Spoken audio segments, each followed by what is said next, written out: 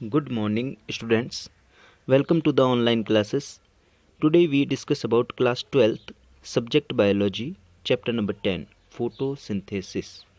हमने अपने इस चैप्टर में जो लास्ट टॉपिक पढ़ा था वो था केल्विन बेंसन साइकिल यानी कि C3 साइकिल। हम थोड़ा उसको रिपीट करते हैं तो हम देखते हैं कि राइबुलोज 5 मोनोफॉस्फेट जो था वह राइबुलोज 1,5 बाइफॉस्फेट में कन्वर्ट हुआ था, जिसमें CO2 और H2O मिल जाने के कारण फास्फोग्लिसरिक एसिड बना था।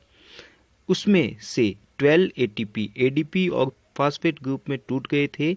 निकलने के बाद वह 1,3 डाइफॉस्फोग्लिसरिक एसिड में कन्वर्ट हो गया था और बाद में इसमें से भी NADPH जो है वह H प्लस आयन इसमें से अलग होकर NADP में कन्वर्ट हो गया, जिससे 1,3 डाइफॉस्फोग्लिसरिक एसिड 3 फास्फोग्लिसरैल्डिहाइड में कन्वर्ट हुआ था और उससे 2 स्टेप आपको बन गए थे। पहला स्टेप में तो क्या हुआ था कि ग्लूकोज से सुक्रोज और सुक्रोज से स्टार्च कन्वर्ट हो गया था, जबकि सेकंड स्टेप में 5 जाइलुलोज फॉस्फेट जो है और 5 राइबोज फॉस्फेट जो है वो वापस मिलकर रीओरिजिन ऑफ राइबुलोज 5 मोनोफॉस्फेट उसको वापस बनाने का काम कर रहे थे। तो ये स्ट्रक्चर था हमारे पास केल्विन बेंसन साइकिल का यानी कि C3 साइकिल का। तो अब हम इससे आगे का कुछ एक टॉपिक देखते हैं, C4 साइकिल या हैश स्लैश साइकिल। देखते हैं इसके बारे में। तो इसके बारे में हम देखें हैच स्लैक साइकिल के बारे में तो सबसे पहले हिस्ट्री पर्पस से पढ़ते हैं कि Karpilov studied on maize leaf. Maize की लीफ में कैप्रिलोव ने हैच स्लैक साइकिल को स्टडी की थी और चैक and his coworker study on sugarcane. और ये जो चैक उसके कोवर्कर्स थे उन्होंने क्या किया था, शुगर कैन में इसकी स्टडी की थी। They found that after accepting of carbon dioxide, first stable compound not made according to C3 cycle. Instead, a 4 carbon compound oxaloacetic acid is formed. उन्होंने मेज लीफ और शुगर कैन में यह चीज़ देखी कि जैसे ही कार्बन डाइऑक्साइड को प्लांट एक्सेप्ट करते हैं तो उसमें C3 साइकिल की तरह पहला कंपाउंड नहीं मिलता, जबकि 4 कार्बन से अटैच एक नया कंपाउंड मिलता है जिसको कहते हैं ऑक्सैलोएसिटिक एसिड। इसलिए इसका नाम पड़ा था C4 साइकिल। जबकि C3 साइकिल की बात करें तो उसमें जो फर्स्ट कंपाउंड बनता था वो था फास्फोग्लिसरिक एसिड। ये क्या था, 3 कार्बन वाला स्ट्रक्चर होने के कारण इसको C3 साइकिल कहा गया था। जबकि उन्होंने मेज लीफ और शुगर कैन में देखा कि जो फोटोसिंथेसिस होती है उसमें जो पहला कंपाउंड बनता है वह 3 कार्बन वाला न होके 4 कार्बन वाला होता है, इसलिए इस साइकिल का नाम पड़ा C4 cycle. Later Hatch Slack prove about result and discover this cycle. और बाद में हैच और स्लैक ने इसको प्रूव किया था और एक नया साइकिल हमको बताया था। This is called C4 cycle because first stable compound has 4 carbon. पहला स्टेबल कंपाउंड 4 कार्बन का होने के कारण हैच स्लैश साइकिल को जो है C4 साइकिल कहा गया। अब हम थोड़ा देख लेते हैं कुछ स्पेशल फीचर के special structure of C4 plant के जिन जिन प्लांट में C4 साइकिल पाया जाता है उसमें स्पेशल स्ट्रक्चर क्या क्या होते हैं। फर्स्ट बात करें तो in C4 plant 2 type of photosynthetic cells are found, mesophyll and bundle sheath cells. कि जिनमें C4 साइकिल होता है उसमें फोटोसिंथेटिक सेल 2 टाइप की होती है, मीसोफिल और bundle sheath cell. The bundle sheath cells are found around the vascular bundle. हाँ, इससे रिलेटेड आपके एक अलग क्वेश्चन बन सकता है कि वेस्कुलर बंडल जो प्लांट की लीव्स में होता है उसके चारों तरफ बंडल शीट सेल्स 1 और 2 लेयर के फॉर्म में पाई जाती है, मतलब 1 या 2 परतों के रूप में वेस्कुलर बंडल के चारों तरफ पाई जाती है। इसको क्रेंज एनाटॉमी कहते हैं। याद रखना कि ये जो स्ट्रक्चर बनता है इसको जर्मन लैंग्वेज में क्रेंज कहते हैं, इसलिए पत्तियों के अंदर यह जो एनाटॉमी है इसको क्रेंज एनाटॉमी कहते हैं। एक छोटा क्वेश्चन 1 मार्क का इससे रिलेटेड आ जाए तो आपको बताना पड़ेगा कि बंडल शीट सेल्स कहाँ पे होती है, वेस्कुलर बंडल के चारों तरफ एक या दो परतों के रूप में। इसको कहते हैं Kranz anatomy. In C4 plant 2 types of chloroplast are found. 2 type के क्लोरोप्लास्ट होते हैं। Chloroplast present in mesophyll cells are small and well developed grana, जबकि chloroplast present in bundle sheet cells are big and without grana। कि पहला जो chloroplast है जो मिसोफिल में पाया जाता है, मिसोफिल में जो क्लोरोप्लास्ट होता है वह छोटे होते हैं और उनमें वेल डेवलप्ड ग्रेना होता है, जबकि बंडल शीट सेल्स में जो क्लोरोप्लास्ट होते हैं वो विथआउट ग्रेना के होते हैं। मैं आपको चैप्टर के शुरू में यह चीज बता चुका हूं कि ग्रेना और स्ट्रोमा क्लोरोप्लास्ट का इंपॉर्टेंट पार्ट है। ग्रेना में लाइट रिएक्शन होती है, स्ट्रोमा डार्क रिएक्शन के साइट है। तो हम देखते हैं कि 2 टाइप के क्लोरोप्लास्ट जो है C4 प्लांट में मिलते हैं, मिसोफिल में और बंडल शीट सेल में। बंडल शीट सेल में जो क्लोरोप्लास्ट होते हैं उसमें ग्रेना नहीं होता। Hence C4 plant light reaction takes place in mesophyll cell, बिल्कुल जिसमें ग्रेना होगा उसी में लाइट रिएक्शन होगी। कि मिसोफिल सेल्स में लाइट रिएक्शन कंप्लीट होती है, जबकि dark reaction takes place in bundle sheath cells. Dark reaction जो है वो बंडल शीट सेल में कंप्लीट होती है।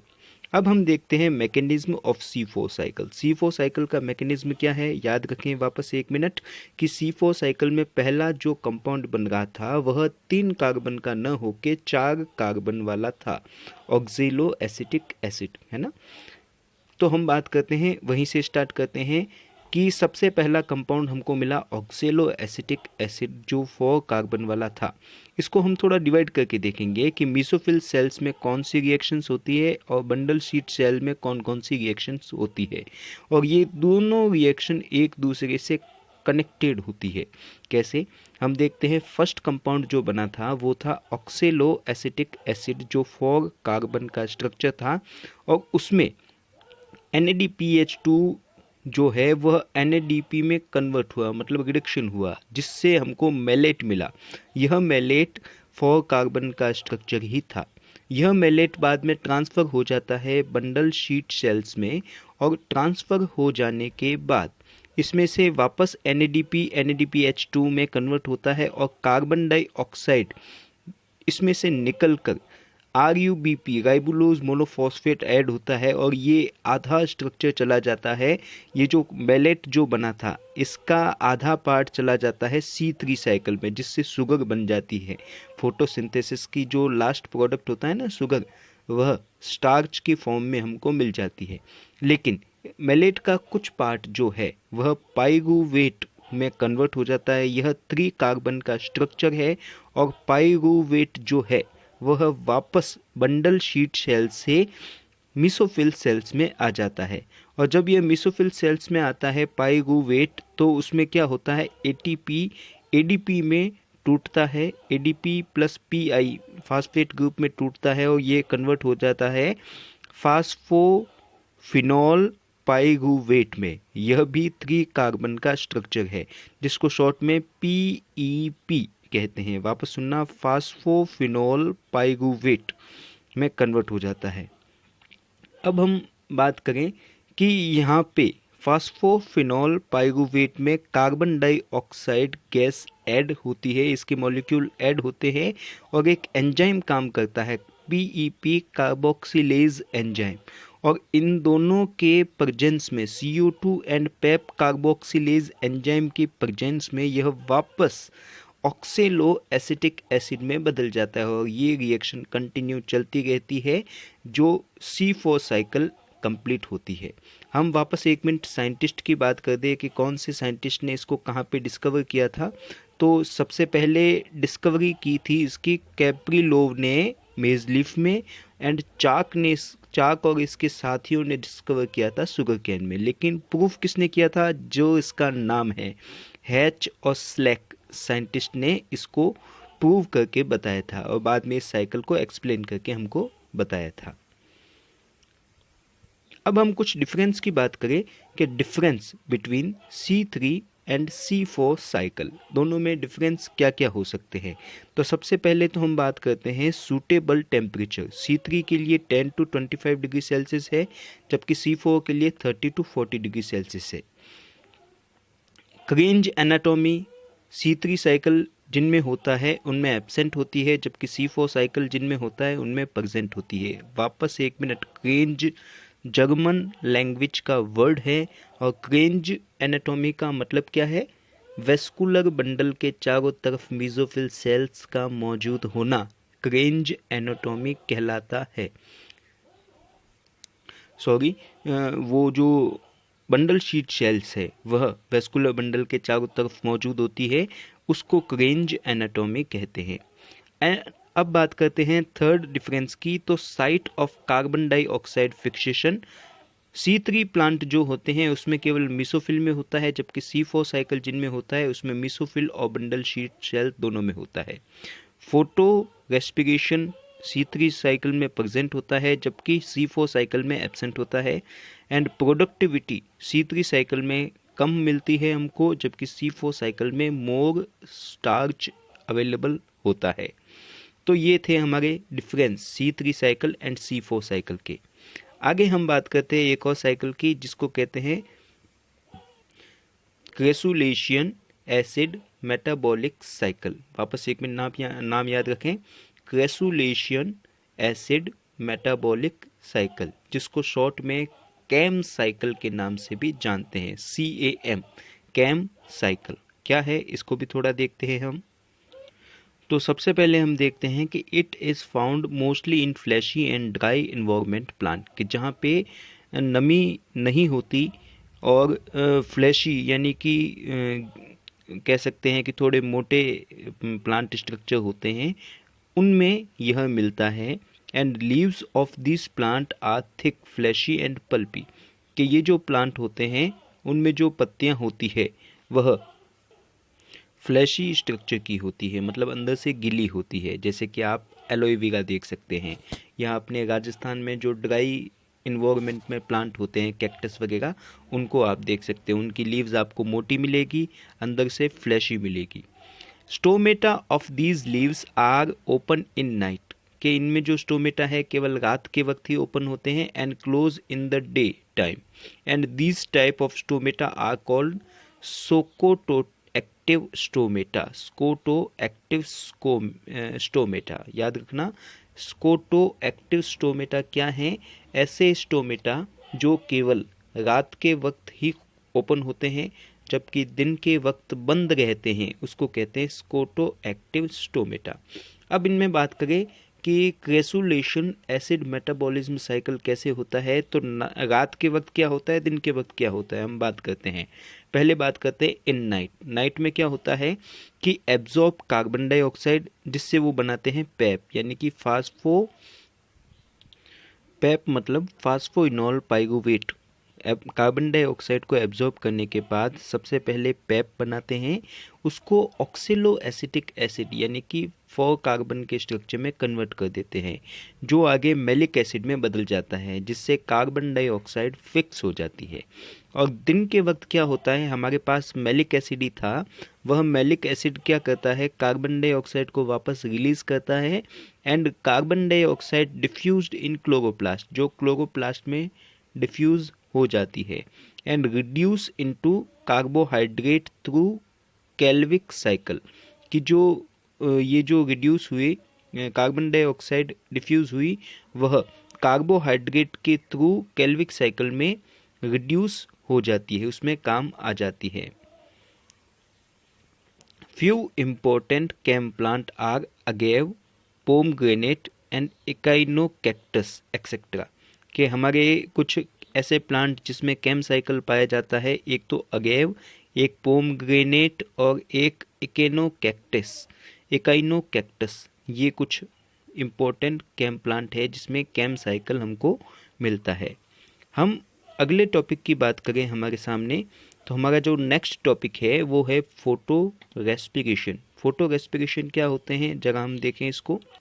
देखें, in plant presence of sunlight the respiration takes place in which oxygen oxidise carbon atom and does not produce energy, only release oxygen. It is called photorespiration. कि sunlight की present में जो plant में respiration होता है, जिसमें oxygen oxidise होके हो जाती है कार्बन एटम के साथ, लेकिन एनर्जी प्रोड्यूस न करके केवल ऑक्सीजन ही रिलीज करते हैं, उसको कहते हैं फोटो रेस्पिरेशन। याद रखना, फोटो रेस्पिरेशन क्या होता है कि CO2 का यूज़ करके केवल ऑक्सीजन को ही छोड़ते हैं, उसमें एनर्जी नहीं बनती, तो वो कहलाती है फोटो रेस्पिरेशन। अगर एनर्जी प्रोड्यूस हो जाती है तो वो एक टाइप का फोटोसिंथेसिस प्रोसेस हो जाती है। तो फोटो रेस्पिरेशन में आपको दो चीज़ें याद रखनी है कि only oxygen release and carbon atom का ऑक्सीडेशन होता है, जिससे ऑक्सीजन रिलीज होती है। बात करते हैं हम photorespiration word first used by Kotkov in 1963। Photorespiration word को सबसे पहली बार यूज़ किया था कोटकोव ने 1963 में, and these reaction only takes place in C3 plant. C3 plant में ही यह रिएक्शन कंप्लीट होती है। अब हम बात करते हैं एक इफेक्ट की, जिसको कहते हैं वर्बर्ग इफेक्ट। वर्बर्ग इफेक्ट क्या है, देखते हैं थोड़ा इसको। तो वर्बर्ग नाम के साइंटिस्ट ने सबसे पहली बार यह हमको बताया था 1920 में कि there is a competition between oxygen and carbon dioxide for rubisco, and the excess of carbon dioxide rubisco act as carboxylase enzyme. बात करते हैं कि जो ऑक्सीजन और कार्बन डाइऑक्साइड होती है प्लांट में, वह रुबिस्को के लिए कंपटीशन करती है, और अगर कार्बन डाइऑक्साइड ज़्यादा हो तो रुबिस्को जो है वह कार्बोक्सिलेज एंजाइम की तरह एक्ट करता है, और excess of oxygen it act as oxygenase enzyme. और ऑक्सीजन के एक्सेस में, ऑक्सीजन की ज़्यादा क्वांटिटी में यही रुबिस्को जो है वह ऑक्सीजिनेज एंजाइम की तरह एक्ट करता है, जिससे हमको 2 कार्बन कंटेनिंग कंपाउंड मिलता है, ग्लाइकोलिक एसिड, जिस कारण इस साइकिल को C2 साइकिल के नाम से भी जाना जाता है। वापस एक मिनट हम इसको रिपीट कर देते हैं। हमने C3 साइकिल देख लिया, C4 साइकिल देख लिया, लेकिन एक साइंटिस्ट थे वर्बर्ग, जिन्होंने 1920 में यह बता दिया कि कुछ कुछ प्लांट में C2 साइकिल भी मिलता है। C2 साइकिल का मतलब पहला जो कंपाउंड है वह 2 कार्बन वाला होता है। उन्होंने क्या बताया कि प्लांट में जो रुबिस्को पाया जाता है वो ऑक्सीजन और कार्बन डाइऑक्साइड उसके लिए कंपटीशन करते हैं। अगर कार्बन डाइऑक्साइड ज़्यादा है तो यह रुबिस्को कार्बोक्सिलेज एंजाइम की तरह एक्ट करता है, जबकि ऑक्सीजन ज़्यादा होने पर ऑक्सीजिनेज एंजाइम की तरह एक्ट करता है, जिससे हमको रुबिस्को जो है वह आगे 2 कार्बन वाले कंपाउंड में बदल जाता है, फास्फोग्लाइकोलिक एसिड में। और यह 2 कार्बन वाला स्ट्रक्चर हमको पहला कंपाउंड मिलता है, इसलिए इसको C2 साइकिल के नाम से भी जानते हैं। तो इसी के साथ हमारा यह चैप्टर यहाँ पे ख़त्म हो जाता है। हम अपनी नेक्स्ट क्लास में उससे अगले टॉपिक को पढ़ेंगे। तब तक के लिए गुड बाय, थैंक यू।